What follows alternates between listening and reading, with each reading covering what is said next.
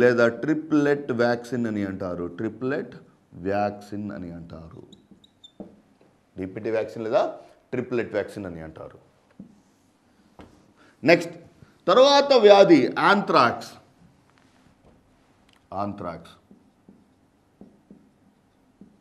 వ్యాధికారకం ఆంథ్రాక్సోసిల్లస్. Anthrax వ్యాధిని కలుగు చేసే వ్యాధికారకం ఆంథ్రాక్సోసిల్లస్. సాధారణంగా పెంపుడు జంతువులు లేదా పశువుల నుండి పశువుల కాపరికి సోకే వ్యాధి ఆంథ్రాక్స్. ఈ పశువులు మరణించడం ద్వారా లేదా పశువుల యొక్క గాలి ద్వారా పశువుల కాపరులకు సాధారణంగా సోకే వ్యాధి ఆంథ్రాక్సోస్ అనే వ్యాధికారకం మానవ శరీరంలోకి ప్రవేశించడం ద్వారా సోకే వ్యాధి. సాధారణంగా ప్రభావితమయ్యే వ్యవస్థ శ్వాస వ్యవస్థ.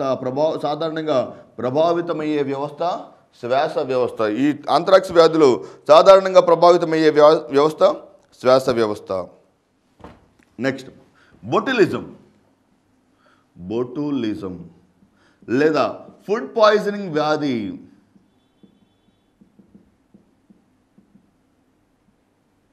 బొటులిజం లేదా ఫుడ్ పాయిజనింగ్ వ్యాధి. ఈ బొటులిజం లేదా ఫుడ్ పాయిజనింగ్ వ్యాధులు సాధారణంగా కలుగు చేసే వ్యాధికారకం క్లాస్ట్రీడియం.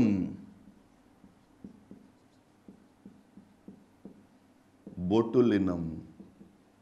క్లాస్ట్రీడియం బొటులినం అనే వ్యాధికారకం ద్వారా సోకే ఈ వ్యాధి బొటులిజం కలుషితమైన ఆహార పదార్థాల ద్వారా ఆహారం ద్వారా సోకుతుంది. సాధారణంగా కలుషితమైన ఆహారం ద్వారా సోకే వ్యాధి బొటులిజం లేదా ఫుడ్ పాయిజనింగ్ వ్యాధి. వ్యాధికారకం బొటులినం. మెనింజైటిస్.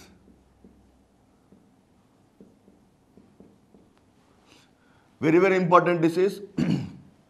ఈ వ్యాధి గురించి అడిగినప్పుడు ఇది బ్యాక్టీరియా ద్వారా, వైరస్ ద్వారా మరియు శిలీంధ్రాల ద్వారా 3 కారకాల ద్వారా సోకే వ్యాధి. కనుక దీన్ని సాధారణంగా ఎక్కువగా అయితే దీన్ని మనం బ్యాక్టీరియా సంబంధిత వ్యాధిగానే పరిగణించవచ్చు. కానీ ఈ వ్యాధిని కలుగజేసే కారకాలు బ్యాక్టీరియా ద్వారా. మీరు ఎగ్జామినేషన్లో చాలా జాగ్రత్తగా ఆలోచించి రాయాలి.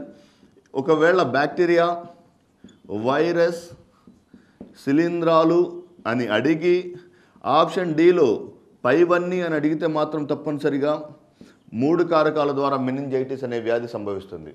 ఒకవేళ వీటిలో పైవన్నీ ఆప్షన్ లేకుండా ఇక్కడ ప్రోటోజోవా అని ఇచ్చాడు అనుకోండి, ప్రోటోజోవా అని ఇస్తే ఇది బ్యాక్టీరియా సంబంధిత వ్యాధి అని. ఓకే, అన్ని కారకాలను ప్రస్తావించినప్పుడు అన్ని కారకాల ద్వారా సంక్రమించే వ్యాధి. అన్ని కారకాలనే ఒక ఆప్షన్ లేనప్పుడు ఇది సాధారణంగా బ్యాక్టీరియా ద్వారా సంక్రమించే వ్యాధి. మెనింజైటిస్ అనే వ్యాధి నిస్సారియా మెనింజైటిస్ అనే బ్యాక్టీరియా ద్వారా సంక్రమిస్తుంది. నిస్సారియా మెనింజైటిస్ అనే వ్యాధి కారకం ద్వారా సోకే ఈ వ్యాధి మెదడులోని మస్తిష్క మేరు ద్రవాన్ని ప్రభావితం చేస్తుంది. పేరులోనే ఉంది చూడండి, వెరీ వెరీ ఇంపార్టెంట్. మెదడులోని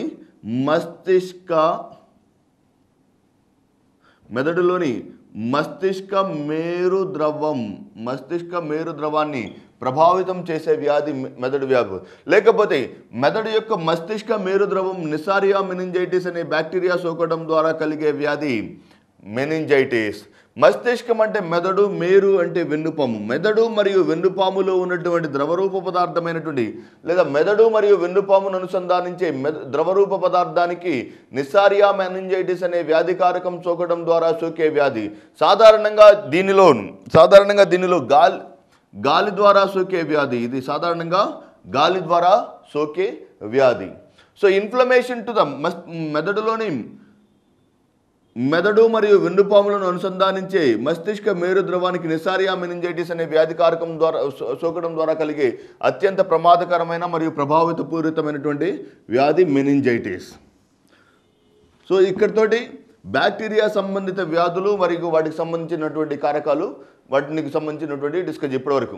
బ్యాక్టీరియా యొక్క జంతురాజ్యం, బ్యాక్టీరియా ఏ సమూహానికి చెందినవి, బ్యాక్టీరియాలో ఉన్నటువంటి ప్రధాన వర్గాలు, బ్యాక్టీరియా ద్వారా సోకే వ్యాధుల గురించి మనం ఇప్పటివరకు చర్చించుకుంటూ వచ్చాం. తర్వాత ప్రధానమైనటువంటి కారకం, బ్యాక్టీరియా తర్వాత వచ్చేటువంటి ప్రధానమైన కారకం వెరీ వెరీ ఇంపార్టెంట్, ప్రోటోజోవా సంబంధిత వ్యాధులు. ప్రోటోజోవా సంబంధిత వ్యాధులు.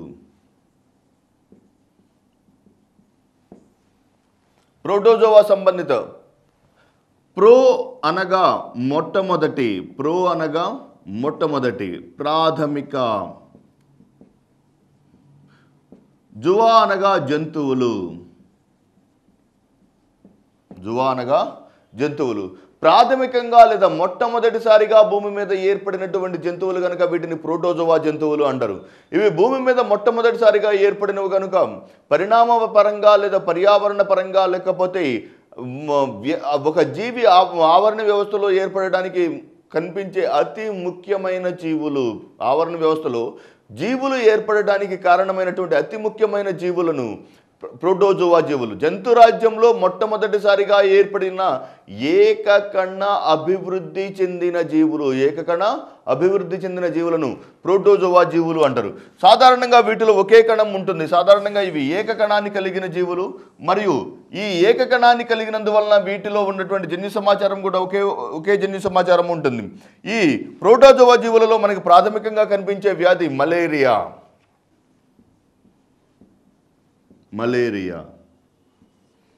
ప్రోటోజోవా కారకం, ప్రోటోజోవాని కలుగజేసే వ్యాధికారం, ప్రోటోజోవా ద్వారా సోకే అతి ప్రధానమైనటువంటి వ్యాధి అయినటువంటి మలేరియా ప్లాస్మోడియం వైవాక్స్ అనే వ్యాధికారకం ద్వారా సోకుతుంది. ప్లాస్మోడియం వైవాక్స్ అనే ప్రోటోజోవా ద్వారా సోకే ఈ వ్యాధి, మానవ శరీరంలోని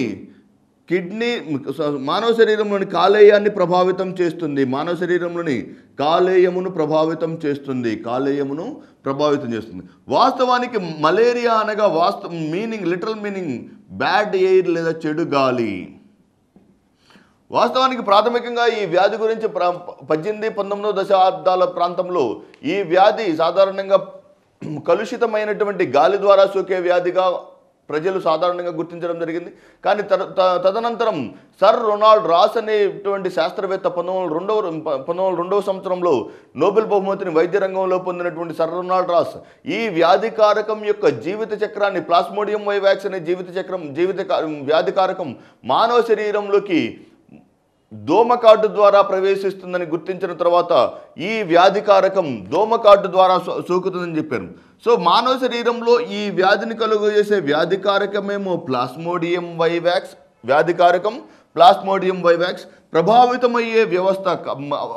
ప్రభావితమయ్యే అవయవం కాలేయం. మానవ శరీరంలో దీని యొక్క ప్రభావం వలన ప్లాస్మోడియం వైవాక్స్ మానవ శరీరంలోకి ప్రవేశింపజేయడానికి దోహదం చేసేది ఆడ అనాఫిలస్ దోమ.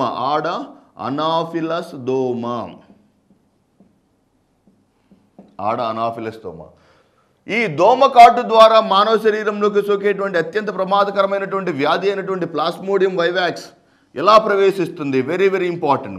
లేదా మలేరియా పరాన్నజీవి యొక్క జీవిత చక్రం. ఈ జీవిత చక్రాన్ని మొట్టమొదటిసారిగా కనుగొన్న శాస్త్రవేత్త సర్ రొనాల్డ్ రాస్. ఇతను ఈ మలేరియా పరాన్నజీవి యొక్క జీవిత చక్రాన్ని కనుగొన్నందుకు, మలేరియా పరాన్నజీవి యొక్క జీవిత చక్రాన్ని కనుగొన్నందుకు ఇతనికి 1902 సంవత్సరంలో వైద్య రంగంలో నోబెల్ బహుమతి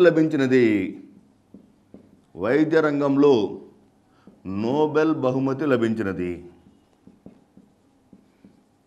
దేని కొరకు? మలేరియా పరాన్నజీవి యొక్క జీవిత చక్రాన్ని కనుగొన్నందుకు సర్ రొనాల్డ్ రాస్ అనే శాస్త్రవేత్తకు 1902 సంవత్సరంలో వైద్య రంగంలో నోబెల్ బహుమతిని పొందిన శాస్త్రవేత్త. ఇతను వైద్య రంగంలో నోబెల్ బహుమతి పొందినటువంటి ఈ సర్ రొనాల్డ్ రాస్ ఈ పరాన్నజీవి యొక్క జీవిత చక్రాన్ని ఈ క్రింది విధంగా విశదీకరించడం జరిగింది. ఎప్పుడైనా వ్యాధికారకం మానవ శరీరంలోకి ప్రవేశించడానికి దోమకాటు ద్వారా మానవ శరీరంలోకి ప్రవేశించేటప్పుడు దోమకాటు ద్వారా ఒక దోమ ఆడ అనాఫిలిస్ దోమ ఆరోగ్యవంతమైన మానవ శరీరాన్ని కుట్టినప్పుడు తన యొక్క లాలాజలం ద్వారా, తన యొక్క దంతాల ద్వారా, తన యొక్క తొండం ద్వారా స్పోరోజాయిట్లను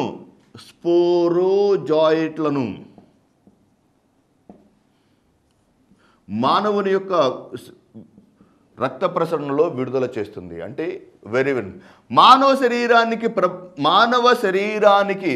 శరీరానికి మలేరియా పరాన్నజీవి ఏ రూపంలో ప్రవేశిస్తుంది? మానవ శరీరంలోకి మలేరియా పరాన్నజీవి ఏ రూపంలో ప్రవేశిస్తుంది? స్పోరోజాయిట్ల రూపంలో ప్రవేశిస్తుంది.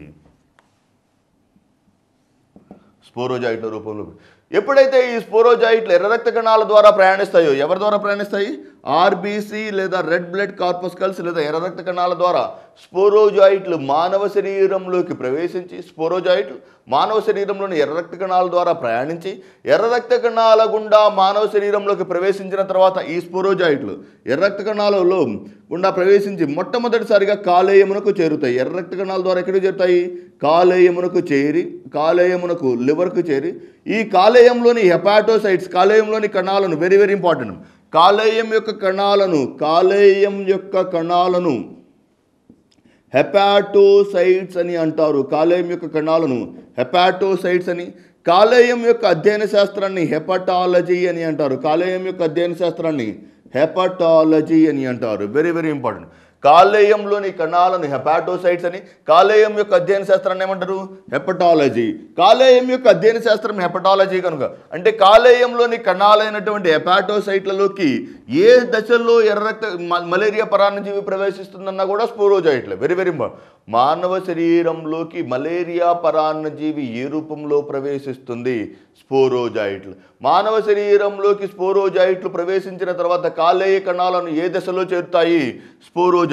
స్పోరోజాయిట్ల దశలో మానవ శరీరంలోని ఎర్ర రక్త కణాలలోకి ప్రవేశించినటువంటి మానవ శరీరంలోని కాలేయ కణాలలోకి ప్రవేశించినటువంటి స్పోరోజాయిట్లు కాలేయ కణాలలో అనేక సంఖ్యలో విభజన చెంది మీరోజాయిట్స్గా రూపాంతరం చెందుతాయి.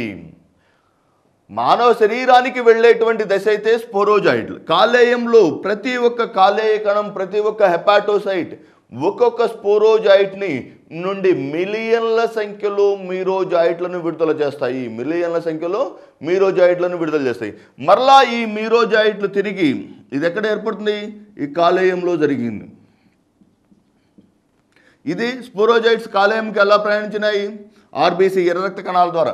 మీరోజాయిట్లు మరలా తిరిగి ఎర్ర రక్త కణాలలో లేదా ఆర్బీసీలోకి ప్రవేశించి, మీరోజాయిట్లు ఎర్ర రక్త కణాలలోకి ప్రవేశించిన తర్వాత మానవ శరీరంలోని మరలా ఎర్ర రక్త కణాల్లోకి ప్రవేశించినటువంటి మీరోజాయిట్స్ రెండు రకాలైనటువంటి విభజనను చూపుతాయి. ఒకటి అలైంగిక విభజన, రెండు లైంగిక విభజన. Very important. అంటే అలైంగిక విభజన ద్వారా మరలా మీరోజాయిట్లు అదే సంఖ్యలో ఉన్నటువంటి మీరోజాయిట్లను విడుదల చేస్తాయి. అలైంగిక విభజన ద్వారా లేదా అలైంగిక ప్రత్యుత్పత్తి ద్వారా మీరోజాయిట్ల వలయంలాగా రూపాంతరం చెందుతాయి. ఏర్పడిన తర్వాత ఈ లైంగిక ప్రత్యుత్పత్తి ద్వారా ఏర్పడినటువంటి మరలా లైంగిక ప్రత్యుత్పత్తి ద్వారా స్త్రీ మరియు పురుష సిద్ధ బీజాలు ఏర్పడతాయి. స్త్రీ మరియు పురుష సిద్ధ బీజాల యొక్క ఏర్పాటు కనిపిస్తుంది. ఈ స్త్రీ మరియు పురుష సిద్ధ బీజాలు మరలా మరొక దోమ యొక్క దోమకాటు ద్వారా దోమలోకి ప్రవేశిస్తాయి. ఈ స్త్రీ మరియు పురుష సిద్ధ బీజాలు దోమ యొక్క లాలాజలంలోకి ప్రవేశించినటువంటి స్త్రీ మరియు పురుష సిద్ధ బీజాలు మరలా ఈ దోమ యొక్క శరీరంలో ఇవి ఫలదీకరణం చెంది ఊకైనట్స్గా ఏర్పడతాయి. ఈ ఊకైనట్స్ తిరిగి దోమ యొక్క శరీరంలో స్పోరోజాయిట్లుగా రూపాంతరం చెందుతాయి. ఈ స్పోరోజాయిట్స్ మరలా మరొక ఆరోగ్యవంతమైన మానవుడి శరీరంలోకి ప్రవేశించి మరలా ఈ వలయాన్ని పూర్తి చేస్తాయి. అంటే ఇక్కడి నుంచి సిద్ధ బీజాల యొక్క సంయోగానికి కారణం, సిద్ధ బీజాలు సంయోగం చెందడం ద్వారా